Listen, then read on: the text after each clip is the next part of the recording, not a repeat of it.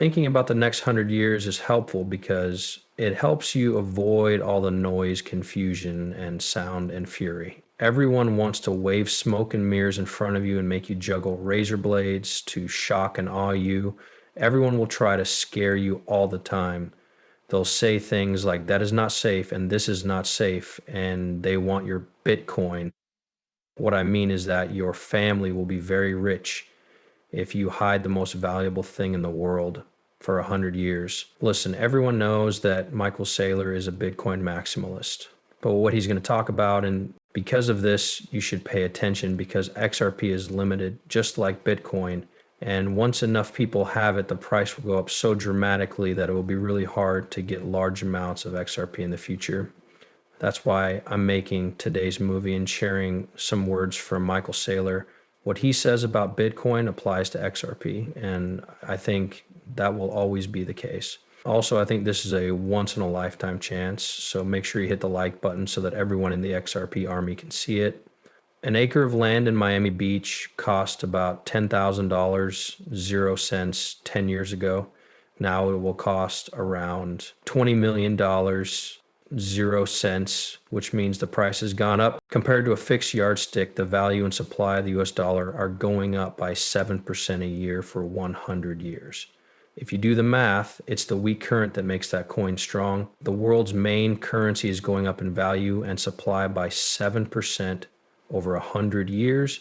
The rate of asset growth is 7% per year.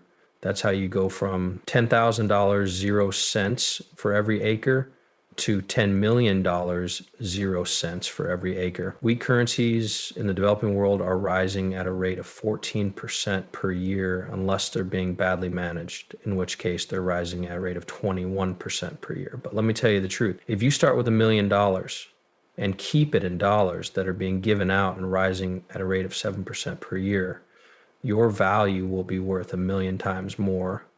In 100 years, your $1 million will be worth about 700 or 0 cents. But how much do you think it's worth if you keep it in a country where the currency is losing 14% of its value? 28. It's clear that weak currencies don't last 100 years because smart people know that putting $1 million into something that will only be worth $28, 0 cents, isn't a good idea. However, a strong currency has made it worth $700, 0 cents, instead of $1,000, 0 cents. And that's how many times the U.S. has won all its wars in the last 100 years.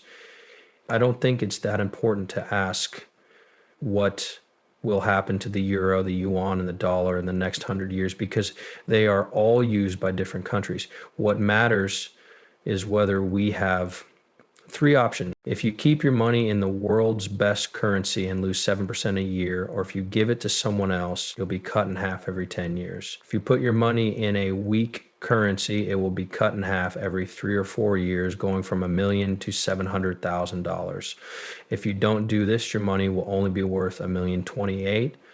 You can also spread your money out among a number of traditional investments, such as real estate. S&P companies, which are big companies, or REITs, which are securitized real estate, are likely to give you a nominal growth rate of 7 to 8%. In reality, the money will lose 7 to 8% of its value. And in 100 years, this is because governments and lightning strike. In the long run, I think Bitcoin is about the same as a 14% versus a 7% monetary growth rate over 100 years. Because of this, I think cryptocurrencies like XRP and HAR are better than Bitcoin because they have more uses, better features, and better technology.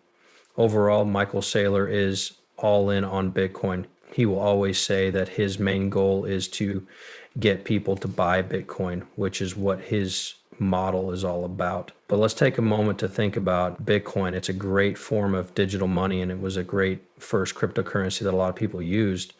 But if you have something that is better in every way, like having better decentralized technology or better layer 2, better growth of apps, you can make deals faster and cheaper, then that's just better crypto all around. So why not put your money there instead?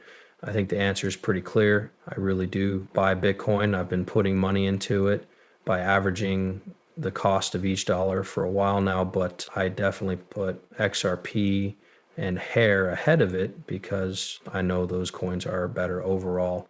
I'm good. What Michael Saylor is basically saying here is that Bitcoin is going to grow really quickly because more developed and emerging countries are going to use it because they need better currency options. Stocks and real estate aren't good. It's clear that all of these people will use Bitcoin, but you also need to look at the numbers. Since 2013, Bitcoin has been steadily losing its power, while other coins like XRP and HAR have been steadily becoming more popular. Why does this happen? There's competition between cryptocurrencies, and you want to find a clear winner with the most useful features. That's my opinion. That's not financial advice.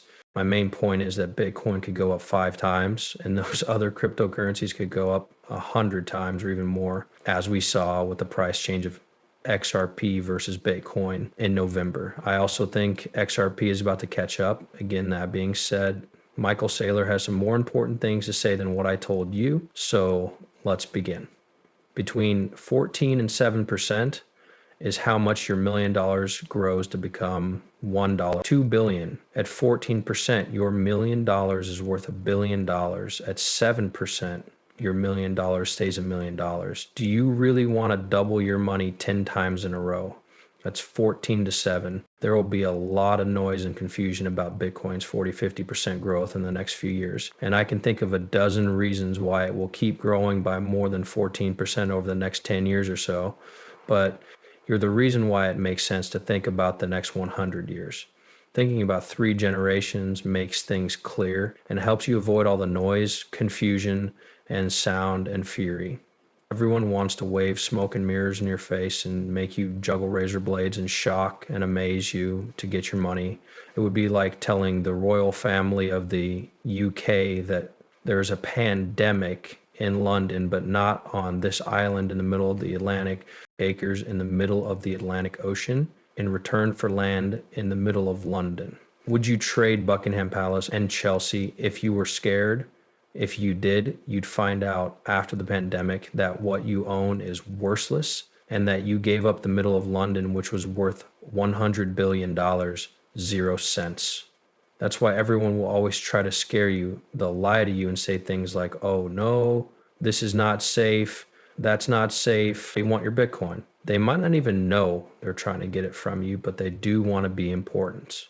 What I mean is that if you hide the world's most valuable thing in 100 years, your family will be very rich.